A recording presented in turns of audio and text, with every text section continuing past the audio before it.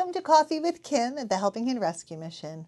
I'm Kim, and this is your space for heartwarming stories, meaningful conversations, and a deeper look into how we're making a difference, one act of kindness at a time. So grab a cup of coffee and join me as we share the impact of serving our community and providing hope. Let's get started. One of the most important things in our mission is community connection and partnerships, networking, things like that, because we are a mission that's been here for 60 years this year. I can't even believe that. So I am going to be 59 in August, and the mission turns 60 in November. So when my parents got married in September, they started the mission in November of 65. And then I was born 9 months later, and they call me the mission baby. I always laugh because I always think of what a happy time that must have been for them.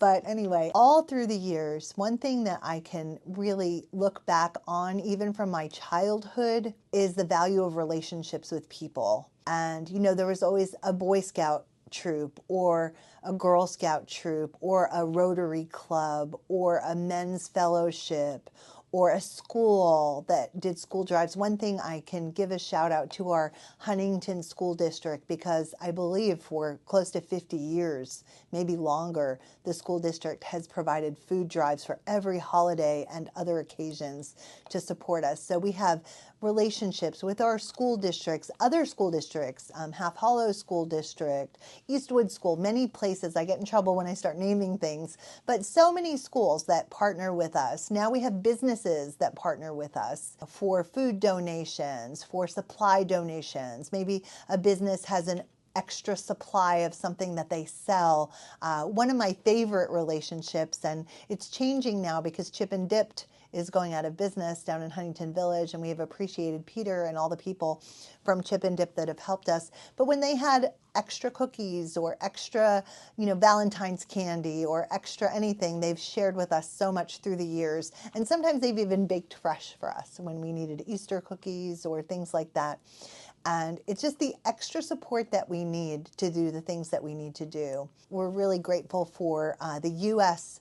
Food Rescue of Nassau. Madhu has done an incredible job these past, I believe, 2 years we've been in relationship. And she goes out and has a team of volunteers that goes out and they collect food that would otherwise go in the landfill. I'm telling you, good food from Whole Foods, from ShopRite, things like that. And she brings the food here, they bring it here, and we're able to give it out with our pantry. We've had relationship with Allied Foundation that helps to supply diapers for our monthly baby blessing. And it was great when we had 16 moms, we were able to, collect the diapers ourselves or raise the money. But when you're talking diapers for 200 babies in a month, and you want to give an adequate supply of diapers, that's thousands of diapers. So I'm grateful again for partnerships with people like Heather Edwards at Allied, who helps us to secure those diapers and things that we need. We also have corporate sponsors, Starbucks Coffee. Of course, one of my very favorites. I was a Starbucks partner for a few years and loved my time there. But now we have a relationship with our local Starbucks and our Starbucks district. We're helping to provide partners to volunteer at events, coffee and pastries for our Baby Blessings event. And then there's a special program that is a program that you're recommended to Starbucks by the partners. It's called the Neighborhood Grant Program. And they've given $28,000 for our kitchen and another $5,000 donation, a $10,000 donation, so that they can help our work along. And that's all partner inspired. So the people who work for Starbucks that know our mission recommend us for those things. And we've been so excited to have that partnership. And the coffee is always great too. We have corporate sponsors that help with volunteering. We've had Grassi Accounting. We've had different organizations that have come together. Pfizer has come, and different places to bring teams of volunteers for work days. So it's a team building event for them. It's a great event for our mission because we get 20 people for 4 hours and they get so much work done while they're here. So we always try to make sure we have some kind of special project for them to do while they're here. So we welcome you if you have a company or a team group that you would like to have come and serve with us. We welcome the extra hands to make our work lighter There's a lot to be done here every day. Some people say, I don't know how you do it. And the answer to that is, I don't do it. I could not do this by myself. There's no way. So we have our team of volunteers. We have very small staff of 3 people that mostly work on a part-time paid basis, but work full-time beyond that. And we have people that come together to volunteer just countless hours here at Helping Hand Rescue Mission, and a lot of retirees coming to help and things like that. There's always work to be done, and I'm always looking for new partnerships. So if you're someone who owns a business and you want to give back, if you're someone who has a family foundation and you want to be able to invest that into something like our community kitchen building or some of the outreach programs that we're hosting, we welcome those donations, and we're very glad to partner with you so that we can do more for our community. On a daily basis, we see a lot of need, and it could become very depressing, just to be perfectly honest. But I'm so grateful that as these needs present themselves, we're able to help meet the need. One area that has been a really touchy and kind of area that I don't like to really delve into because it can become very labor intensive is the furniture issue. So what do we do when a family needs furniture and we don't have the room here to store it? So it's not like we have a warehouse filled with furniture that we can draw from. But when we have a need for furnishings, we put a post out on Facebook or Instagram or a shout out on our website or something and let people know that we're in need of a twin bed or a queen size bed, or families transitioning from a shelter to permanent housing and they have a need. And we have people that respond and let us know that they have furniture available. And we match it to the family, and the family goes and picks it up. And this has been working out so well these last 2 years. We don't advertise this program extensively because we honestly don't have the manpower to handle 50 beds or 20 dressers or things like that. But one family at a time, one room at a time, one bed at a time.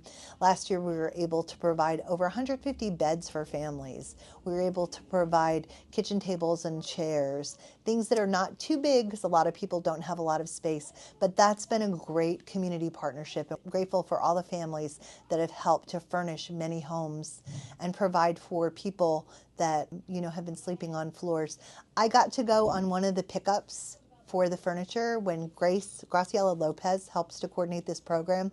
And this one day she said, Kim, I know that we don't really deliver furniture, but there's a single mom with 4 kids and she has no way to get this furniture to their house. And I have a family giving bunk beds and a table and chairs and a few other things. She said, if there's any way you can help them this time.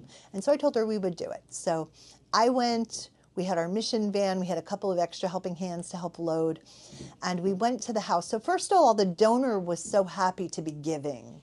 And it was such a blessing. And he was just really grateful that we had come to get these items. The items that he had to give were just beautiful. They were in pristine condition. Bunk beds that his grandkids slept on when they came over, once a month, and now they're too big, so they're not using them. So they're repurposing that room. But we loaded this furniture into our van and we took it to the home where these children were living in this apartment.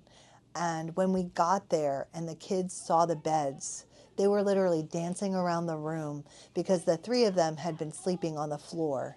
They'd been sleeping on a pallet with blankets and pillows and did not have a bed. We weren't able only to provide the beds, but we collected comforters and blankets. And so they had new linens for their bed. They had towels.